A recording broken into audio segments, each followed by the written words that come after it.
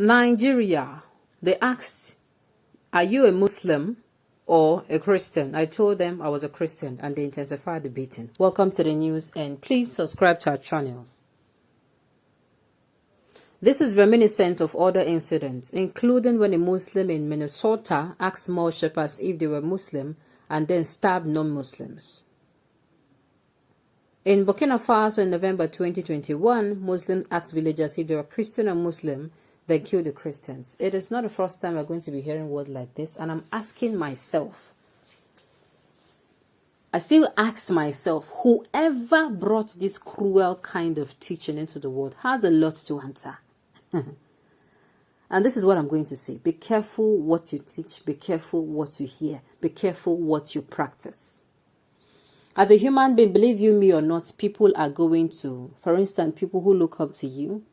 Let's say, for instance, your children, whether you like it or not, they don't do what you say. They do what you do.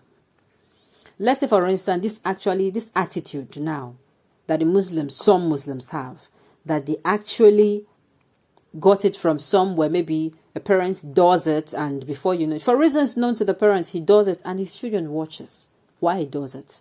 Before you know it, they feel it's a normal way of life. Believe you me. It actually started from somewhere, and before you know, those particular person who were looking up to the person started practicing it. Before you know it, they inculcated it, and they start telling the lie that it was from Islam. And I think Islam is supposed to be so interested in making sure they correct this particular issue. Yes, they should. That's why they're going to tell me that there are some people who are disguising themselves. Because there are so many people who all they know about Muslim is violence.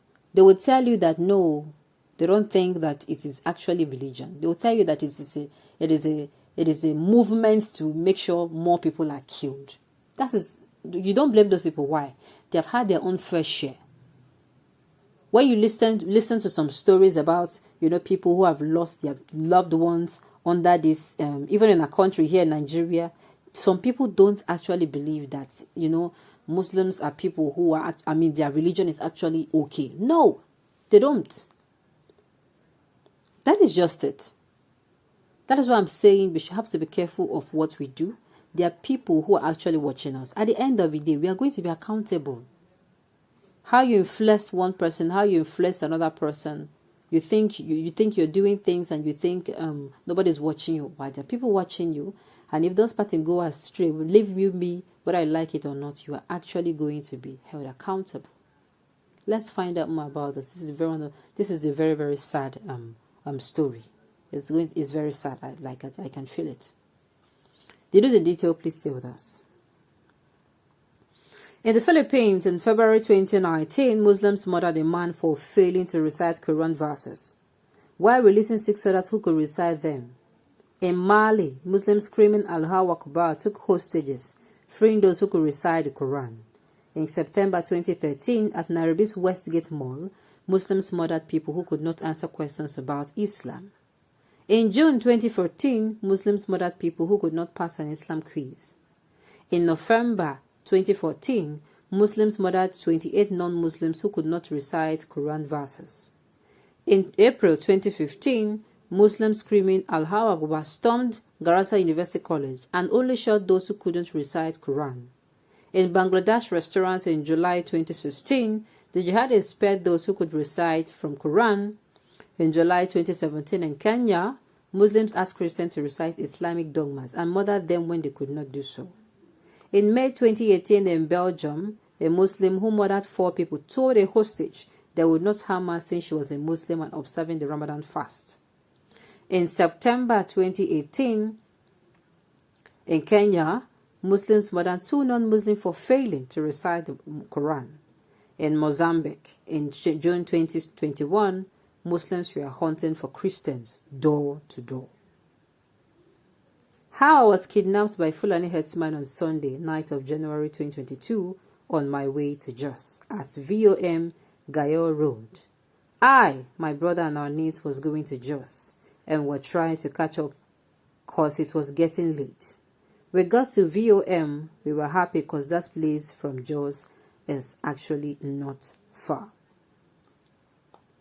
Man abducted by Fulani militants. They asked me, are you a Muslim or Christian? International Christian Concern, January 16th, 2022.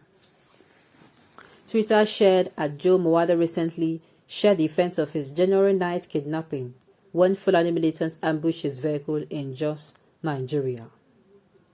According to Mawada, he was driving with his brother and niece when the vehicle was forced to stop. We couldn't even move, so I stepped out.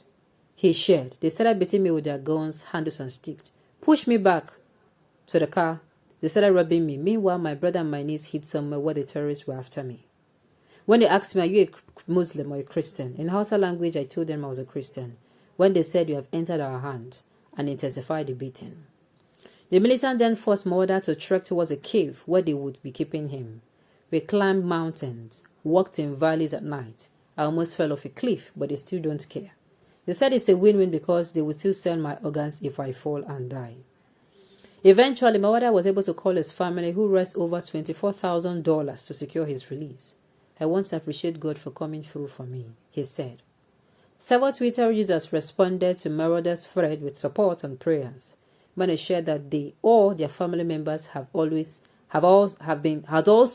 been kidnapped by Fulani militants. After, some people will come and say there is no jihad agenda, said one Twitter user. Mawada replied, well, they clearly have an agenda and it's clearly working, and they are so proud of it, telling me no one can stop them. Fulani aka Muslims slime terrorizing innocent people instead of herding animals. They lie and know that Christians tell the truth. These Fulani have made themselves sons of Satan, the devil, and they will reap what they are sowing. I am glad those poor Christians survived. Of course, kidnapping and beating Christians and other infidels is perfectly Islamic. And noted this asking their victim their fate is common from jihadists. I would add to that terribly schoolgirls who were kidnapped in Nigeria. The Muslim girls were released. The Christian girls kept in captivity, beaten, raped, and forcibly married to jihadists. Sincerely, this is not a good news, sincerely. It is a wake-up call for all.